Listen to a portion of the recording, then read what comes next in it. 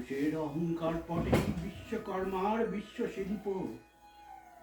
তত্ত্বজ্ঞানী জপ করছেন নিঃশ্বাসে প্রশ্বাসে, না না না, না পান্না না চুনি, না আলো না গোলাপ, না আমি না তুমি।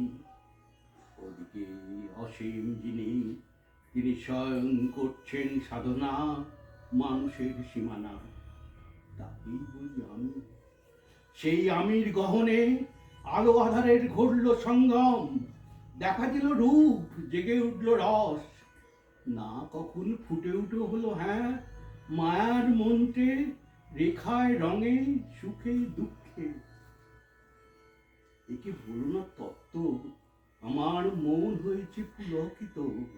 বিশ্ব আমি রচনার আসরে, হাতে নিয়ে তুলি, পাত্রে নিয়ে রং। পণ্ডিত বলছেন বুড়ো চন্দ্রটা নিষ্ঠুর চতুর হাসি তার, মৃত্যুদূতের মতো গুড়ি মেরে আসছে সে পৃথিবীর পাঁজরের কাছে। একদিন দেবে চরম টান তার সাগরে পর্বতে, মর্তকে মহাকালের নতুন খাতায় পাতা জুড়ে নামবে একটা শূন্য। গিলে ফেলবে দিন রাতের জমা খরচ, মানুষের কীর্তি হারাবে অমরতার ভান, তার ইতিহাসে লেখে দেবে অনন্ত রাত্রির কালি। মানুষের যাবার দিনের চোখ বিশ্ব থেকে নিকিয়ে নেবে রব, মানুষের যাবার দিনের মন ছিনিয়ে নেবে রস। শক্তির কম্পন চলবে আকাশে আকাশে, জ্বলবে না কোথাও আলো। বিনাহীন সভায় যন্ত্রীর আঙুল নাচবে, বাজবে না সুর। সেদিন কবিত্বহীন বিধাতা একা রবেন বসে নীলিমাহীন আকাশে, ব্যক্তিত্ব হারা অস্তিত্বের গণিত তত্ত্ব নিয়ে।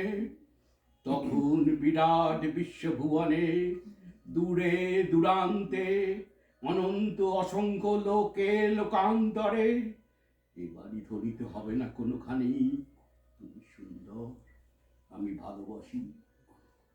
বিধাতা কি আবার বসবেন সাধনা করতে, যুগ যুগান্তর ধরে?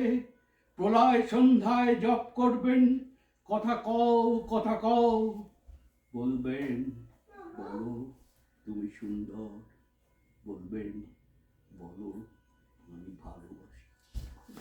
বাহ।